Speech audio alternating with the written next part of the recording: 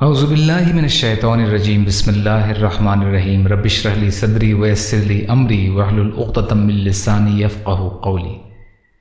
جب دنیا ریزہ ریزہ ہو جائے گی، قیامت کی چھوٹی اور بڑی نشانیوں کے بارے میں علامات صغریٰ، قیامت کی چھوٹی نشانیاں۔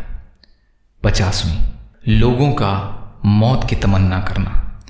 نبی اکرم صلی اللہ علیہ وسلم نے اس بات کی بھی خبر دی ہے کہ ایک ایسا وقت آئے گا اس میں ظلم، فتنوں اور مصیبتوں کی کثرت ہوگی، حتیٰ کہ ایک شخص اپنے ساتھی کی قبر کے پاس سے گزرے گا تو تمنا کرے گا کہ کاش اس قبر میں اپنے ساتھی کے بجائے وہ مدفون ہوتا، کیونکہ جس قسم کی تکلیف اور پریشانیوں اور مصیبتوں میں سے وہ گزر رہا ہوگا اور جس کرب والم کا اسے سامنا ہوگا وہ موت سے کہیں زیادہ تکلیف دہ ہوں گی۔ حضرت ابو ہریرہ رضی اللہ تعالی عنہ یہ بیان کرتے ہیں کہ رسول اللہ صلی اللہ علیہ وسلم نے فرمایا، قیامت اس وقت تک قائم نہ ہوگی جب تک یہ صورت نہ ہو جائے کہ ایک شخص کسی کی قبر کے پاس سے گزرے گا اور آرزو کرے گا کہ کاش اس قبر والے کی جگہ وہ خود اس قبر میں دفن ہوتا۔ حضرت عبداللہ بن مسعود رضی اللہ تعالی عنہ فرماتے ہیں، تم پر ایک زمانہ ایسا بھی آئے گا کہ اگر تم میں سے کسی کو موت فروخت ہوتی مل جائے تو وہ اسے بھی خریدنے کے لیے تیار ہو جائے گا۔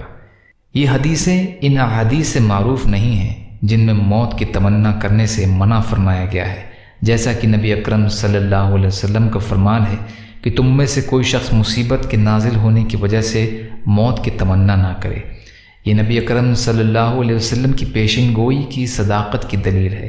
ایک بندہ مسلمان کے لیے ان برائیوں، فتنوں اور پریشانیوں سے کسی طرح چھٹکارا حاصل کر لیں، چاہے یہ موت کے ذریعے ہی کیوں نہ ہو۔ یا اللہ ہم سب کو تمام ظاہری باطنی فتنوں کو سمجھنے کی اور ان سے بچنے کی توفیق عطا فرما۔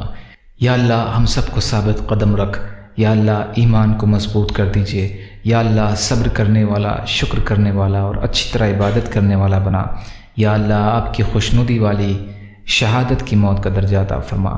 یا اللہ آپ قادر مطلق ہیں، آپ کے لیے ہر چیز آسان ہے، ہمارے لیے آسانیاں پیدا فرما۔ یا اللہ اپنے حلال میں سے دیجئے، اپنے حرام سے ہمیں بچا لیجئے۔ یا اللہ اپنے غیر سے بے نیاز کر دیجئے۔ ربنا تقبل منا انک انت السمیع العلیم وتب علینا انک انت التواب الرحیم برحمتک یا ارحم الراحمین۔ لا الہ الا اللہ محمد رسول اللہ۔ السلام علیکم ورحمۃ اللہ وبرکاتہ۔